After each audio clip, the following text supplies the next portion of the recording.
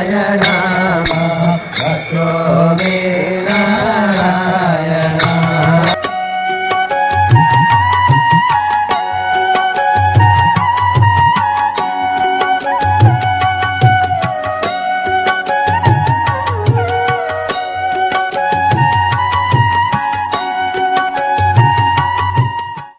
राम राम दोस्तों, मैं भगवान राम का वंशज अभयवीर आपका आपके चैनल में हार्दिक स्वागत एवं अभिनंदन करता हूं। दोस्तों, आज मैं आपको राम मंदिर के भव्य उद्घाटन के बाद राम मंदिर निर्माण कार्यों पर निर्माण समिति द्वारा लिए गए अत्यंत महत्वपूर्ण और बड़े निर्णयों के साथ ही राम जन्मभूमि परिसर में 10 मार्च तक चलने वाले भव्य अनुष्ठान कार्यों के संबंध में सबसे लेटेस्ट एवं नवीनतम जानकारी प्रस्तुत करूंगा। 16वीं सदी में प्रभु श्री राम के मंदिर की रक्षा के लिए अपने प्राणों का बलिदान देने वाले हजारों वीरों के प्रतीक इस चैनल में प्रभु श्री राम की आत्मा का वास है, और जहां आत्मा का वास होता है वहां परमात्मा की अपार कृपा दृष्टि अवश्य प्राप्त होती है। अतः इस चैनल से पूरी आत्मीयता एवं श्रद्धा भक्ति भाव से जुड़ें और कमेंट बॉक्स में जय श्री राम जरूर लिखें। प्रभु श्री राम लला के भव्यतम प्राण प्रतिष्ठा यानी उद्घाटन कार्यों के बाद पहली बार मंदिर निर्माण समिति की 2 दिवसीय बैठक आयोजित की गई, और जिसमें राम मंदिर के संपूर्ण निर्माण कार्यों को गति प्रदान करने पर अत्यंत महत्वपूर्ण चर्चा की गई। और 10 फरवरी 2024 से राम मंदिर के शेष निर्माण कार्यों को शुरू करने की बड़ी योजना तैयार कर ली गई है।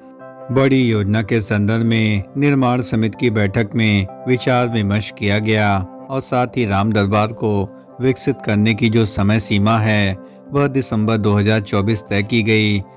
यानी लगभग 10 से 11 महीने की अवधि में राम मंदिर के प्रथम एवं द्वितीय तल के निर्माण कार्यों के साथ ही राम दरबार को भी भव्य तरीके से विकसित करने की योजना बनाई जा रही है। सामने दिख रहे राम मंदिर के आंतरिक परिक्षेत्र में आप देख सकते हैं कि किस प्रकार से राम मंदिर के प्रथम तल पर राम दरबार को विकसित किया जा रहा है, जो कि गर्भगृह एवं गूढ़ी मंडप परिसर के मध्य इसको निर्मित किया गया है। और जब गूढ़ी मंडप के शिखर का निर्माण कार्य हो जाएगा तो यह राम दरबार अपना पूर्ण आकार ले लेगा। और आप देख सकते हैं कि किस प्रकार से प्रथम तल पर राम दरबार को विकसित करने का काफ़ी तेजी से काम किया जा रहा है।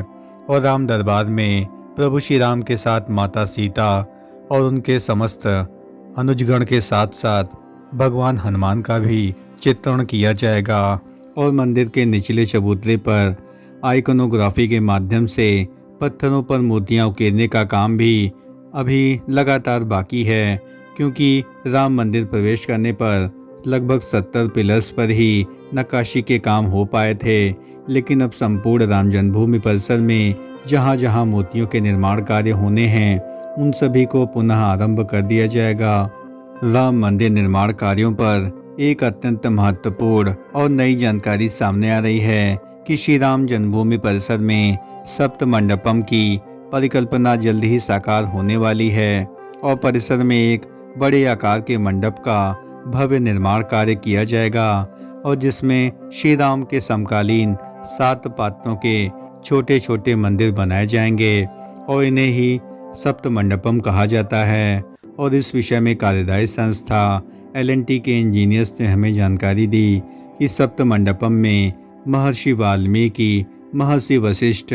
महर्षि विश्वामित्र, महर्षि अगस्त्य, निषाद राज माता शबरी और माता अहिल्या के मंदिर के निर्माण कार्य किए जाएंगे। और बैठक में इन पर शीघ्र काम शुरू करने पर भी महत्वपूर्ण चर्चा की गई, और मंदिर परिसर में अब सभी काम एक साथ शुरू होंगे। लेकिन राम मंदिर एक भव्यता का स्वरूप बने और इसको पूरी तरीके से नागर शैली पर विकसित किया जाए, इसके लिए समय भी काफ़ी अधिक लगने वाला है। अतः सभी को बहुत अधिक धैर्य की आवश्यकता है।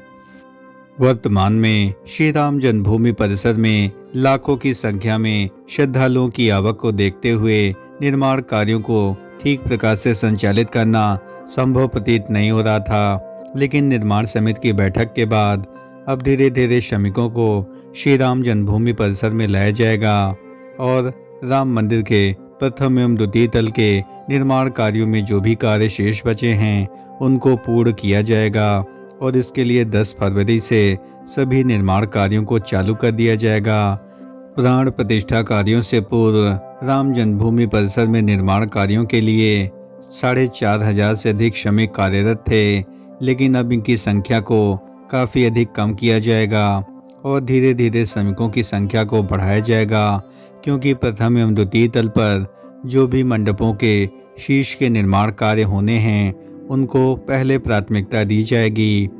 और भक्तों की सुविधा को देखते हुए निर्माण कार्य को आगे बढ़ाने पर ट्रस्ट के पदाधिकारियों, कार्यदायी संस्था के इंजीनियरों की टीम के साथ साथ निर्माण समिति के अध्यक्ष निपेंद्र मिश्र ने इन सभी निर्माण कार्यों को शीघ्रता से पूरा करने के लिए वृहद योजना पर विचार विमर्श किया और उन्होंने यह भी बताया कि जल्द ही राम मंदिर का निर्माण कार्य तेजी से आरंभ कर दिया जाएगा और मुख्य रूप से राम मंदिर के परकोटे का काम इसको महत्वपूर्ण प्राथमिकता प्रदान की जाएगी, क्योंकि लगभग 832 मीटर बन रहे परकोटे का जो निर्माण कार्य है वह 40 से 50% तक ही पूर्ण हो पाया है।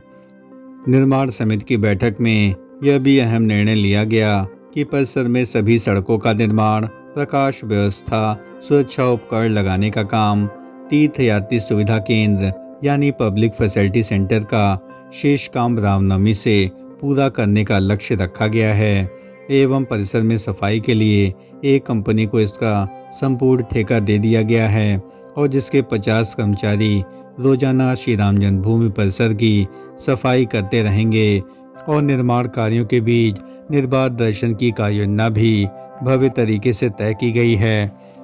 यानी इसका सीधा अर्थ है कि निर्माण कार्य अपनी गति से चलते रहेंगे और श्रद्धालुओं को रामलला के दर्शन भी प्राप्त होते रहेंगे।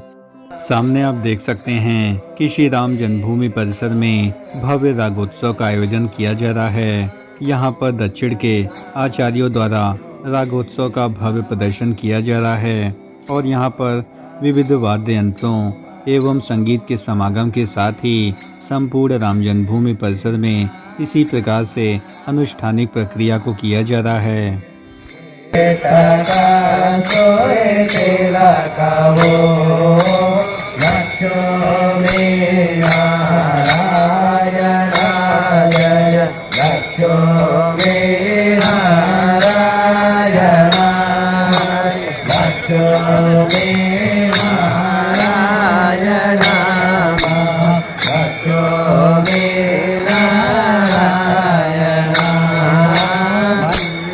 श्री राम जन्मभूमि परिसर में दशरथ नंदन प्रभु श्री राम की प्राण प्रतिष्ठा संपन्न हो गई है और उसकी प्रतिष्ठा के साथ ही शैशवावस्था के संस्कारों को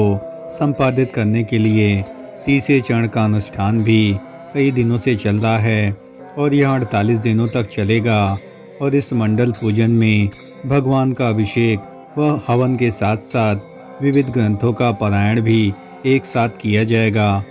श्री राम जन्मभूमि ट्रस्ट द्वारा प्राप्त जानकारी के अनुसार इस भव्य रागोत्सव में हर दिन अलग अलग राग के शास्त्रीय संगीत की प्रस्तुति होगी और जिसमें दक्षिण भारतीय शैली को भी मुख्य रूप से प्रमुखता दी जाएगी और इस प्रस्तुति के लिए बॉलीवुड व लोक प्रचलित गायकों का भी यहाँ पर समागम जल्द ही किया जाएगा और इस कार्यक्रम के आयोजन का जो मुख्य उद्देश्य है वह दशरथ नंदन प्रभु श्री राम का मनोरंजन करना है। और उधर कांची कोटि के शंकराचार्य स्वामी विजयेंद्र सरस्वती महाराज जी के निर्देशन में मंगलवार को शुरू हुए मंडल पूजन का नेतृत्व श्री राम जन्मभूमि ट्रस्ट के न्यासी एवं पेजावर मठ उडुपी के पीठाधीश्वर जगत गुरु मध्वाचार्य स्वामी प्रसन्न तीर्थ कर रहे हैं। संतों के सानिध्य में 48 दिनों तक चलने वाले अनुष्ठान से पहले यज्ञ कुंड में अग्नि प्रज्वलित की गई थी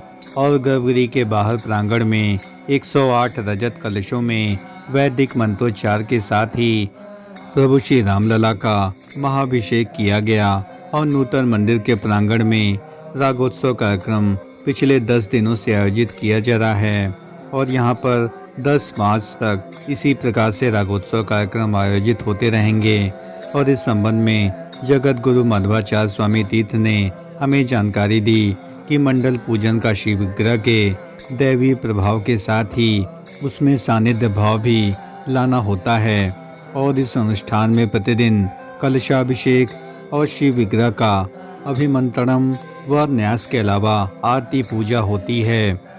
दोस्तों, राम मंदिर के भव्य उद्घाटन के बाद राम मंदिर के निर्माण कार्यों पर निर्माण समिति द्वारा लिए गए अहम निर्णय के संबंध में हमारे द्वारा दी गई जानकारी यदि आपको जरा भी पसंद आई हो, यदि आपको हमारा कंटेंट पसंद आया हो, तो इस चैनल का हृदय से समर्थन करें, इस चैनल को लाइक करें, शेयर करें एवं सब्सक्राइब करें और कमेंट बॉक्स में पूरी आत्मीयता से जय श्री राम जरूर लिखें। धन्यवाद। राम राम राम राम।